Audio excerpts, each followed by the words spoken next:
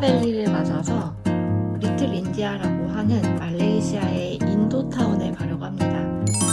말레이시아는 말레이계 58%, 중국계 25%, 인도계 7%로 이뤄진 다민족 다문화 국가입니다. 그래서 말레이시아와 싱가포르에서도 중국계나 인도계의 큰 명절을 기념하는 모습을 볼 수 있습니다. 제가 만약에 인도에 다시 간다면 디파발리 기간에 맞춰서 가고 싶어요. 이쪽이 인도 레스토랑이나 이제 인도계 사람들이 많이 모여 사는 곳인데 디파밸리 때는 그쪽이 좀 예쁘게 해놓는다고 해서 링큰 갔다가 링큰 돌아와서 마라샹궈를 먹거나 아니면 커리를 먹거나 할 것 같아요. Yeah, are you working here? I'm Are you married here? So that is a medicine. okay. Do you like durian? Yeah, like. Ah, Are you? no, Why? no. Okay, You must try. okay. Oh, Korean people no like it durian, eh? Korean. Yeah, some Koreans like like it. durian, but someone like me doesn't like durian because of smell. Yeah. 무함마드 아저씨의 무례한 대화를 대충 디펜스하며 리틀 인디아인 브릭필즈에 도착했습니다. 확실히 쿠알라룸푸르의 다른 지역과는 외형이나 분위기가 다르긴 하네요.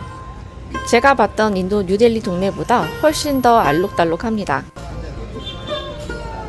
다만 길거리에 대부분 인도계 사람만 있었고 부키빈탕에서 흔히 보던 중국계 말레이시아는 마주치기 어려워서 훨씬 더 이국적인 느낌입니다. 지금 시간은 5시 40분쯤이라 아직 동네에 화려한 조명은 전등되지 않았습니다. 대신 화려한 현수막을 보며 인도계 말레이시안들에게 디파발리가 얼마나 큰 명절인지 짐작할 수 있었습니다.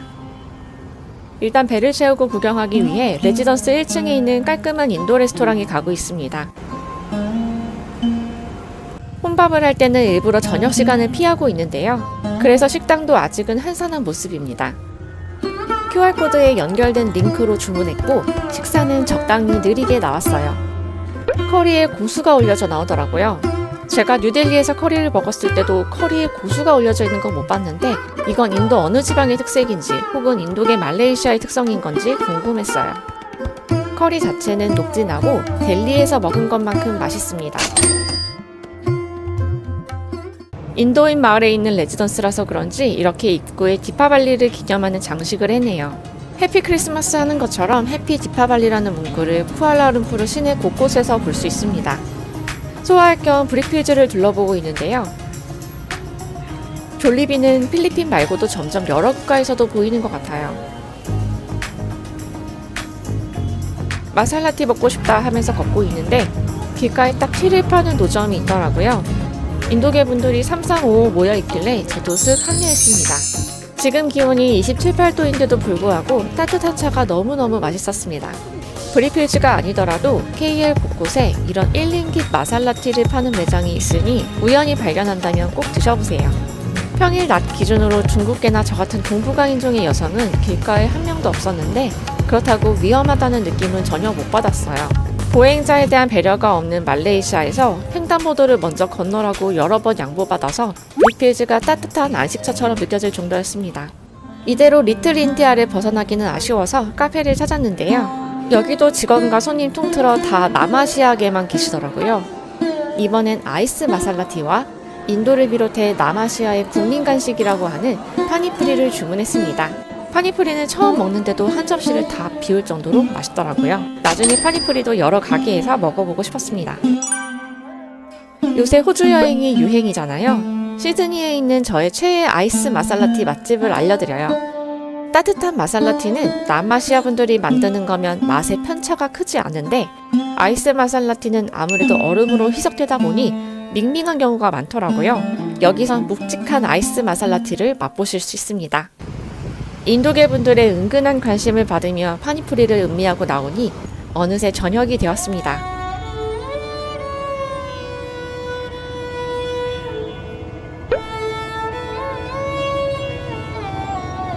모노레일 역으로 가는 길입니다.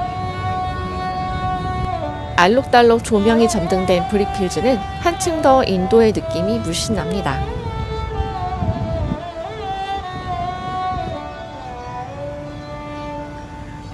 밤에 내내 폭죽을 쏴대는 걸 비해서 꽤나 심심한 야경이에요.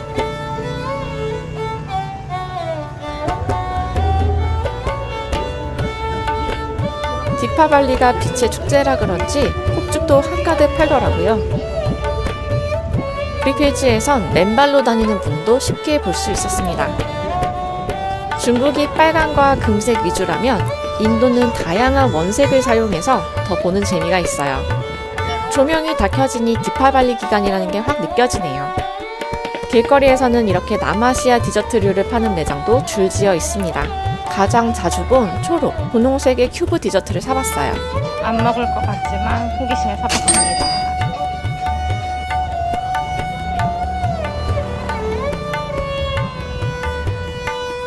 해피 디파발리 하고 인사를 한대요. 근데 생각보다 우리나라 막 추석이나 중국의 명절 이름 뭐였더라? 아무튼 그런 것처럼 엄청 요란하지는 않은 것 같아요.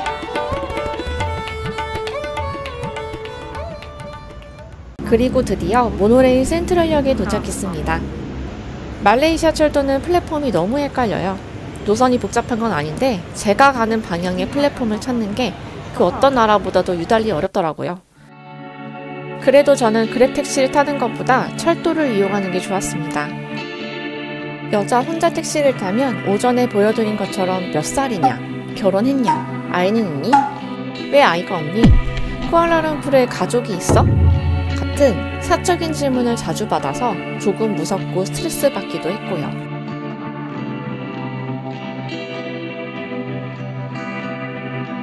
안전에 어떠한 여지도 주지 않기 위해 쿠알라룸푸르에 가족을 보러 왔다고 하고 가족은 직업이 뭐냐고 물어보면 변호사라고 대답했습니다.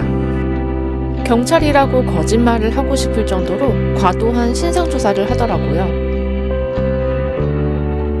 기사 이름에 무함마드가 있는 그랩택시에서 이런 이상한 질문을 자주 받다 보니 제가 택시를 혼자 탈 때는 제발 중국계 기사가 걸리길 바랄 정도였어요. 그러다 보니 그랩 택시보다는 철도나 걸어다니는 걸 선호하게 됐습니다.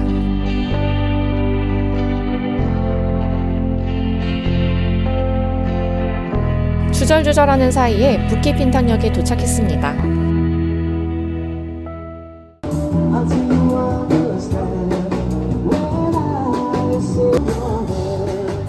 파빌리온 맞은편은 전성기 시절 명동을 보는 것 같아요.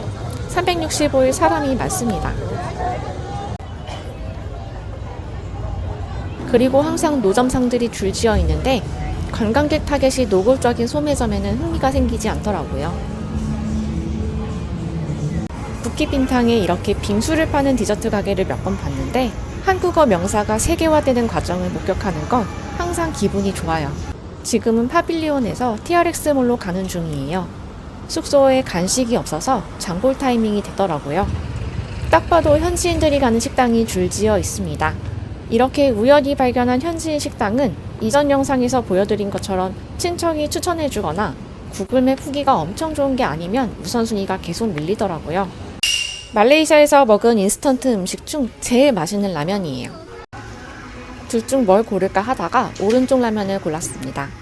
우리나라도 마트에서 명절 선물 세트를 파는 것처럼 여기도 디파발리 선물 세트가 있어요. 태국에서 샀던 데오드란트가 거의 다 떨어져서 보고 있습니다. 너무 힘든 하루였어요. 별거 안 했는데. 마라샹궈 대신 동파육이랑 마라 볶음면 같은 걸 시켰는데 둘 다 맛있어요. 인도 마을에서 사온 건데 뭐라 해야 되지? 우리나라 약과랑 맛이 비슷한데 이제 훨씬 설탕의 함량이 높은 거라고 생각하시면 될 것 같아요. 호불호가 있을 맛이고 저는 개인적으로 이렇게 너무 단 건 안 좋아해서 네, 그렇습니다. 좋은 체험이었습니다. 오늘은 쇼핑몰에 갔다가 커리도 먹고 야시장도 가고 날씨가 좋기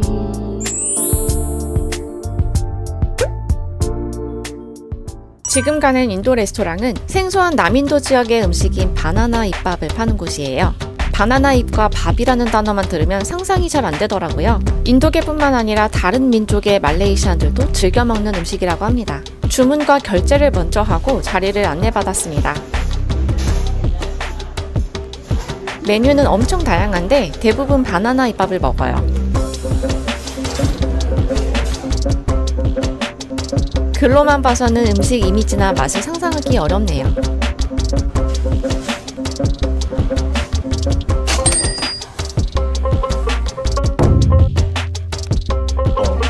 그다음에 카레 통이 이렇게 3개가 있어. 이거 딱 들어와. 이거를 그냥 이렇게 했는데 내가 퍼서 먹어. 키파리 망고라스. 우선 바나나잎 위에 닭다리가 들어있는 비리아니를 퍼주셨고 그 다음에 반찬도 하나씩 주셨습니다. 빨간 건 어떤 채소를 튀긴 건데 제 추측이지만 호박을 튀긴 것 같았어요. 반찬은 늘 푸짐하게 주시더라고요. 이건 오이로 만든 반찬인데 비리아니의 느끼함을 싹 잡아주는 피클 같은 역할을 합니다.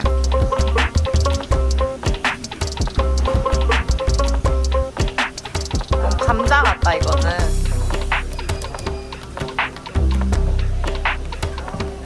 나한테 처리할까? 어. 베테리아 for me. 커리는 채식과 치킨 중에서 선택할 수 있었는데 일부러 하나씩 시켜봤어요. 밥 밑에 닭다리도 하나씩 들어있는데 향신료 양념이 깊게 배어 있습니다. KL에서 맛있게 먹은 음식 탑3 중 하나입니다. 밥 먹으면서 보니 직원분께서 바나나 잎을 열심히 닦고 계시더라고요.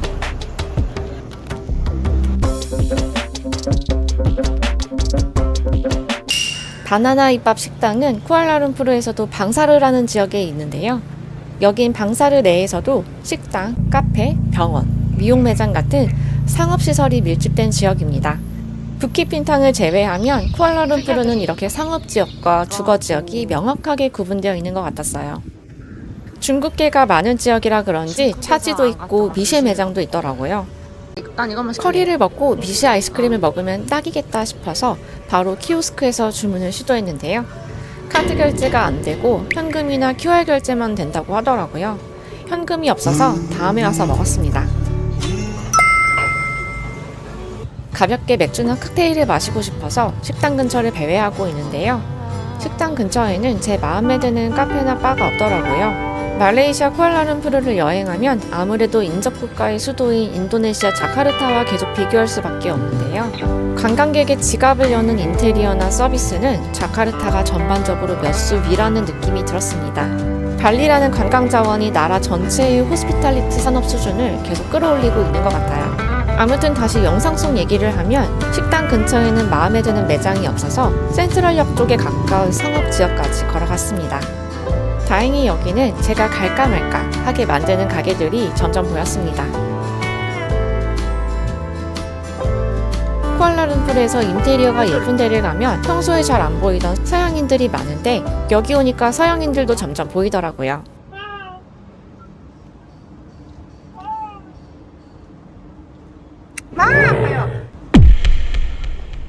고생 끝에 감다살바를 발견했습니다. 인테리어가 독특하고 특히 벽에 있는 오브제와 조명 배치를 정말 잘 해놨더라고요.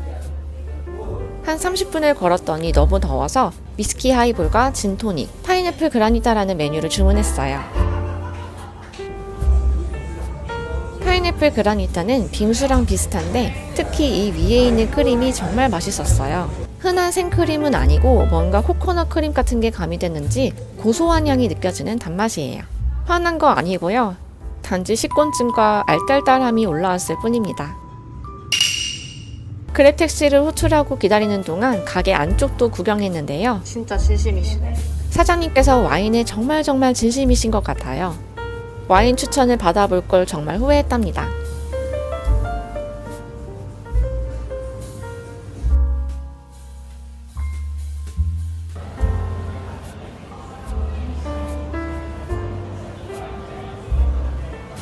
옆집도 후기가 좋은 술집이더라고요. 근방에 올 계획이 있는 분들께서는 둘 중 인테리어가 더 마음에 드는 곳으로 가시면 될 것 같아요.